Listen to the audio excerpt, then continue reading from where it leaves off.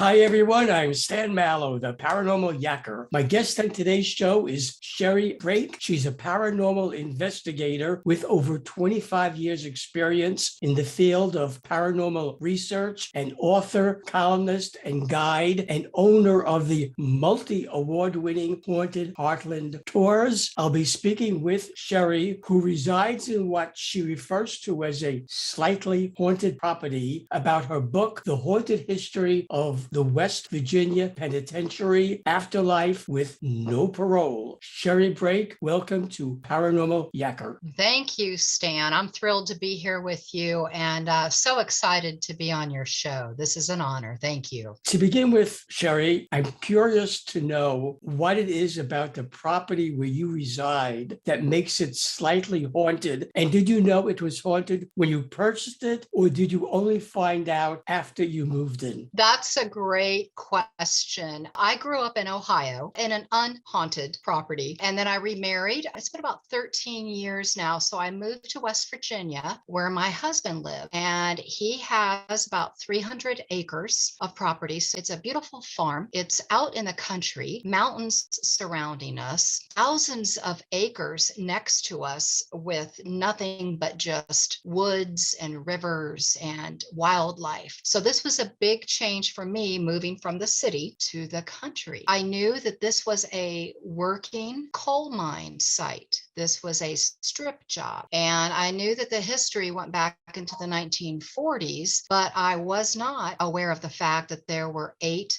documented deaths that occurred on this property. And I did not realize that one of those deaths happened exactly where our house is situated. And I did not realize that I would see one of these ghosts for myself either. It was about 3 months after we got married and I moved into my home. I saw this man standing at the foot of the bed, dressed in coal mining clothing. And the entire room became icy cold. And I'm not the type of person who sees things like this. Even though I've been investigating, I have never seen a full-fledged apparition before this. So you can imagine my surprise when in my very own home, there's a man standing at the foot of the bed. And after I woke up my husband and said, "Oh my gosh, you're not going to believe there's a guy at the end of the bed dressed in coal mining attire." And he informed me that our house was sitting on the exact spot that a miner had died many years ago, and that's probably who I was seeing. That's why I say it's a slightly haunted property. How far back, Sherry, does your interest in the paranormal go, and what triggered that interest? Was it the result of you seeing or experiencing a paranormal event yourself? That's a great question. I've been researching and investigating the paranormal for almost 30 years, but as a young child, I grew up in the 1960s when television shows such as The Twilight Zone, The Outer Limits, Reader's Digest had come out with this series of books called Man, Myth, and Magic. And I remember getting these books at the library and watching all of these television shows and just being amazed that outer space existed, that there were pyramids in Egypt and nobody knew how they were built, that there were crop circles that were popping up around the world, the witchcraft trials. All of this fascinated me as a young child. So I think that kind of spurred my interest later on to start investigating the paranormal. The West Virginia Penitentiary, built in 1886, which your book is about, has been called everything from hell on earth to Bloody Alley to one of the most violent jails in the country. How did it earn that reputation? It was actually built in the 1860s during the American Civil War. To understand the American Civil War is a complex thing, but here in West Virginia, it was actually Virginia at the time. It had not become its own state, but when it did become its state, they decided that they needed to build this penitentiary as a location where inmates would be executed and held in maximum security. So the building of this prison, this Gothic fortress, if you can imagine, 25 feet walls going straight up, made of local limestone. Some of the walls were 3 feet, 4 feet thick, and the walls of the prison would go down into the ground about 6 feet so that the inmates could not tunnel out. So there was a real need for an institution like like this in West Virginia in the early years. And it opened in 1866 and became a very violent facility. Not only did you have 85 hangings and 9 electrocutions at this facility, but you also had 998 documented murders and suicides in this building. So it had a very bad reputation early on. There was overcrowding, there was abuse of the inmates. You would have a good guard and you would have a bad guard. So there was a lot of abuse that took place, and unfortunately, men committed suicide as well. So this building was off to a very dark history and a dark future early on. Moundsville, West Virginia, where the penitentiary is located, had a very bloody frontier history. What is that history? It's a horrific history. It would take us hours to cover it. You had the immigrants coming in from Ireland and Scotland and England and Germany, and they were colonizing the states. And as they began to push westward, you had them having these altercations, these skirmishes, these massacres with the natives that were here. It was inevitable that this would happen. You had a bloody history on both sides of the battles that were taking place. You had the natives not wanting to move, and you had the encroaching settlers coming in. Many times I've read in history where the natives would take the bodies of the settlers that they had murdered and threw them into the Ohio River. And these bodies would drift south on the river and be like a warning to others on the frontier, these floaters, as they called them. So Moundsville in particular had a bloody history. Lewis and Clark, the Corps of Discovery, they sailed along the river going out to the west and documented greatly their journals and their travels. They did stop in Moundsville, and in their diary, they talked about getting off the boat and walking into Moundsville to not view the prison, of course, because it hadn't been built, but they wanted to view this large earthen mound that had been constructed over 2,000 years ago by the mound builders of the Ohio River Valley. And this was a very sacred burial site. So Lewis and Clark decided this was something that they wanted to see. So they did, hop off the boat and go check out the Grave Creek Mound. This mound is important regarding the paranormal activity and the dark history of the penitentiary because it sits directly across the street from the prison. So you have this ancient burial mound, this sacred site that the Adena chose directly across from a prison. And if you're into studying earth energies and ley lines, these invisible tracks and these invisible lines of energy around the world, the ancient tribes felt that energy. It's my belief that they built that mound where they could feel the energy. So if you have this ley line of energy in the area and you have the mound on it, and directly across the road, you have a prison that is built of limestone with that high quartz and crystal content, it can hold energy. And as an investigator, I know this is the perfect recipe for some paranormal activity. You have the mound, you have the ley line energy, you have the limestone and the high crystal quartz content in it, and you have all of that tragedy, suicide, executions, murders that took place in the prison. And I think that's what has added to it as being a very infamous place to investigate for ghost hunters. Some of the country's worst criminals and notorious inmates were held at the West Virginia Penitentiary. Could you, Sherry, tell me who some of them were and what crimes did they commit? Early on, when the prison first opened, you have to understand this was a tough country. A man would do what he had to do to put food on the table. The prison really didn't become overcrowded until about the 1930s. And this was, of course, the Great Depression, wartime with the 1940s. So you had a lot of people going out there to rob grocery stores or whatnot just to put food on the table. We had some interesting characters that were held at the prison. We had some typical gunfighters back in the day, people that were rumored to possibly be members of like the Frank and Jesse James gang and things like that. We did have basic farmers from the area who just got caught doing something bad and ended up there. Then you had some really bad guys that deserved to be there. There were 85 hangings, as I had mentioned before. So this was the place that you would be executed if you were given the death penalty. And we'll talk about that later because there was quite a few to executions that went wrong. It ended up very badly for the participant, not so willing participant, I might add. I remember there was this one gentleman who escaped from the prison, and he became known as Fast Freddy. He escaped over 30 times from the prison, and every time that he would escape in his travels around the United States, he would send a postcard back to the warden and say, "Wish you were here. I'm in Chicago. Wish you were here. I'm in San Diego. Wish you were here." And I'm sure that Fast Freddy really irked the warden with all of his escapades. My next question you sort of touched on. Your book gives accounts of executions, torture, and escapes. How were the inmates executed? What types of torture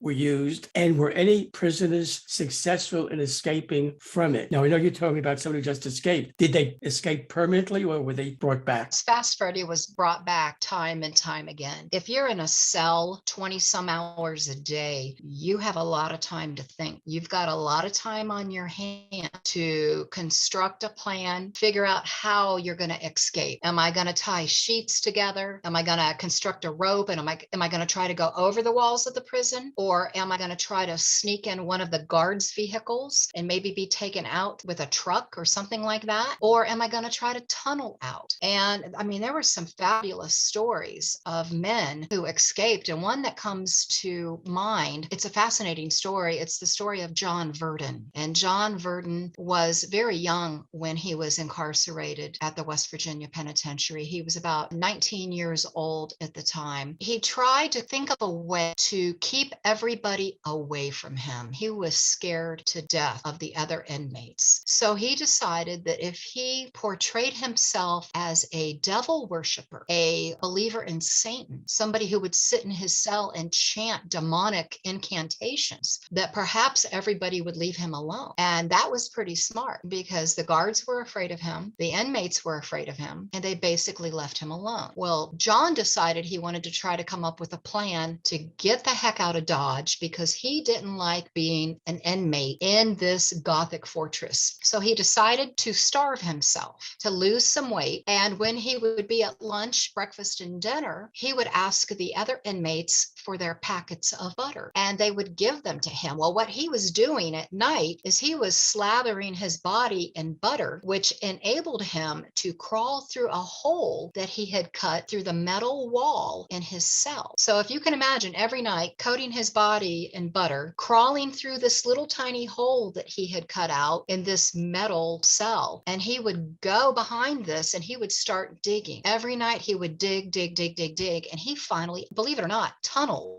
out of the prison, which is a feat because if you remember, those stone walls went down into the ground 5 or 6 feet. So John did escape a few times. He always came up with something very creative and he was always brought back to the prison. And finally, they paroled him after a great amount of time and he became a minister and has his very own church. And till this day, he takes back youth groups, young individuals to the prison, gives them a tour, and he tells them, listen, I was on the wrong side of the law. Here's my cell. This is what I did. Please stay on the right side of the law. Please find God. Please walk the right line. And I just think that's a great story because he went basically from a devil worshiper to a minister and a man of God. You, Sherry, examined over 100 ghostly accounts as paranormal investigators looked for shadow men, ghosts, and proof of the afterlife. What were the results of those investigations? With writing this book, this was my third book that I published. I have over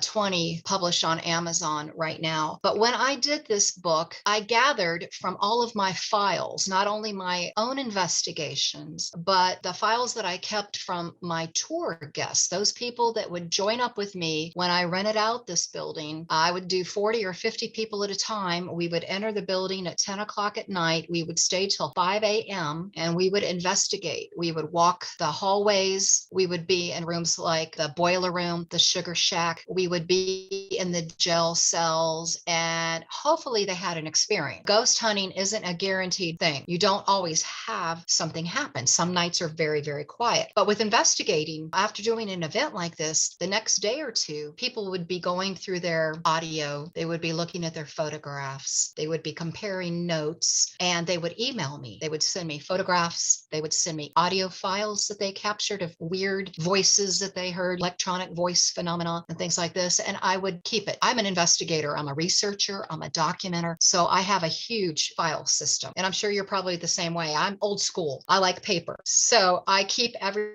email. I print out every photograph that people send me. I keep every audio file. And I knew that one day I wanted to throw all this together in a book. And when I did the haunted history of the West Virginia Penitentiary, it was over 600 pages. It was really thick. And I was able to draw on everybody's experiences: ghost hunters, paranormal investigators, skeptics, because a lot of times these people that would come, they didn't believe in it. It might have been a Christmas gift or an anniversary gift, or maybe it was date night for a couple to come out, or maybe it was grandparents bringing their teenage grandkids along, like a family outing. And it was going to be fun for them. They were going to walk around in a prison. They were going to have flashlights. They were going to eat some pizza, drink some pop, just have a great time. And then something happened. And that would either really excite them, make them leave early. Maybe it scared the crap out of them, or it would really cause them to want to investigate more. What was it that I saw? Why did I see it and my husband not see it? Or when you investigate, it's more than just seeing something. It's hearing sounds. It's smelling certain smell. Perhaps it comes and goes really quickly. It is having a personal experience. It's being touched, having your hair pulled, having somebody tap you on the back and you turn around expecting it to be your buddy that you came with. And there's nobody behind you in the cell. So it's having experiences like that. So all these people contacted me. They said, hey, this happened, that happened. I compiled it all and decided to put 100 of those stories into the haunted history of the West Virginia Penitentiary. And that's how I was able to come up with so many stories, as I'd been collecting them for many years. This is actually my 20th year of my tour company. For a while there, I was renting out the West Virginia Penitentiary maybe 10, maybe 15 times a year, and having 40 or 50 people join me. So there's quite a large database to draw from. Your haunted Heartland tours, Sherry, are quite popular, often sell out in a few hours of being listed, and consistently receive rave reviews. What was the first ghost tour you organized? That's a great question. Thank you, Stan. I worked in nursing for a few years, and then I had my 2 children, and I decided to be a stay-at-home mom. While I was a stay-at-home mom, of course, I still continued with my hobbies. And one of my hobbies was being a Civil War reenactor. I loved dressing up in the old period attire, going to a lot of these battles, Gettysburg, Antietam, different things like that, and doing living history. While we were in Lexington, Virginia, many years ago, I and my husband and my children, we did a ghost walk in Lexington, Virginia. And this older gentleman joined us, and he had a top hat on, and he carried an old-fashioned candle lantern. And he would walk us around Lexington, Virginia, talking about the ghost of war soldiers, the ghost of women in period attire, how if you stand in the cemetery and the moon is just right, you'll see the apparition of Stonewall Jackson walking past the grave. I've been a Civil War reenactor. I've been a paranormal investigator for a while. I could blend my love of history with my knowledge of ghosts, and I think I could put together a walking tour. And I think people would really dig the fact that I was in period attire and I was combining the paranormal experiences with the history. So my very first event that I organized was in 2002, and it was a walking tour, and it took place in Ohio in a small little town. And I had 30 people that very first walking tour join me, and they paid $10 a person to come and listen to me yak and yak and yak, no pun intended. And I absolutely loved it. And people had some really weird things that happened to them. So I started doing this every weekend. Then I started doing it every Friday and Saturday night at 8 o'clock and at 10 o'clock on both nights. That evolved into starting up to write a book. Then it evolved into holding bus tours to different haunted locations. Now I'm doing international tours to Ireland and Scotland. I'm doing a haunted Las Vegas. I'm doing a haunted Gettysburg. I love finding places that are historic and then taking people there and telling them the history, and then hoping maybe that they have an experience. But it's a great group of people that that come along, and we end up being lifelong friends. Some of these people I've known for 20 years now. I know their children, I know their grandchildren. It's a wonderful thing. I'm very blessed. Where are the locations of the ghost tours you've organized and plan to organize? And Sherry, what is the criteria you use for deciding if a place warrants you having a tour there? I love prisons. I think in a past life, I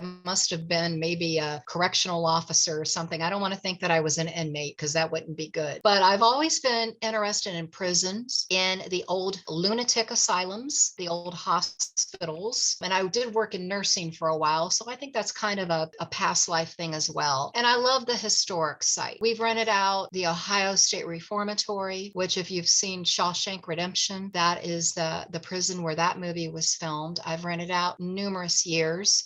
The West Virginia Penitentiary, Waverly Hills Sanatorium in Louisville, Kentucky. I've done Eastern State Penitentiary in Philadelphia. I've rented out a quaint historic German village in Ohio called Zoar Village. I've done the USS North Carolina battleship that's in Wilmington, North Carolina. We're doing a haunted Las Vegas with Area 51. That's going to be a blast. I've done haunted Gettysburg tours numerous times. There's so many places.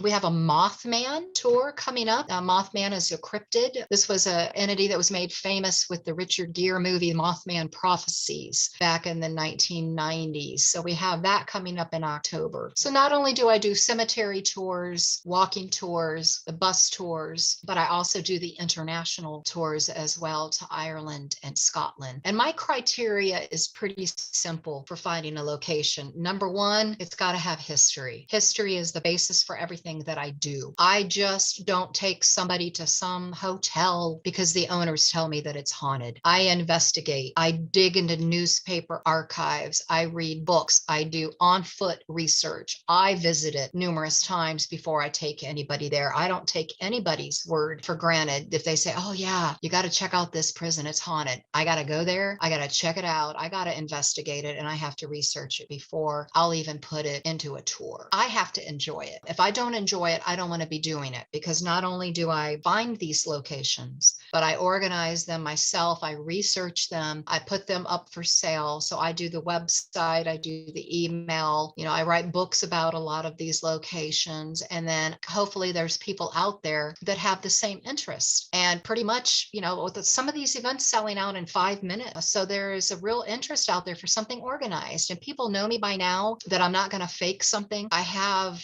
honor, integrity. I'm not going to try to pull the wool over somebody's eyes. If I don't think, if you show me a photograph and you swear that you thought that that's a ghost, and I look at that and I know that it's just the shadow of somebody else being in the photograph, I'll tell you that's not paranormal. Doing a cemetery walk and somebody says, oh my goodness, look at this photograph. I captured a guardian angel floating above a headstone. And I look at it, it's just a moth. It's a moth. It's a bug illuminated. And it looks pretty cool, but I'm not going to say, oh yeah, that's a guardian angel. I will tell you, I'm sorry, but that's a bug. So people come to respect that. They know that I'm not going to pull their leg. I'm not going to make up something. I'm not going to fabricate, because history is dark enough as it is. You don't really need to embellish it. Should viewers of Paranormal Yacker want to buy your book, The Haunted History of the West Virginia Penitentiary, Afterlife with No Parole, and learn about the various tours organized by Haunted Heartland Tours, how do they do that? They can find me online at hauntedhistory.net. They want to purchase books, they can do it through the website. They can go to amazon.com as well, because I think that's where just about everybody shops anymore.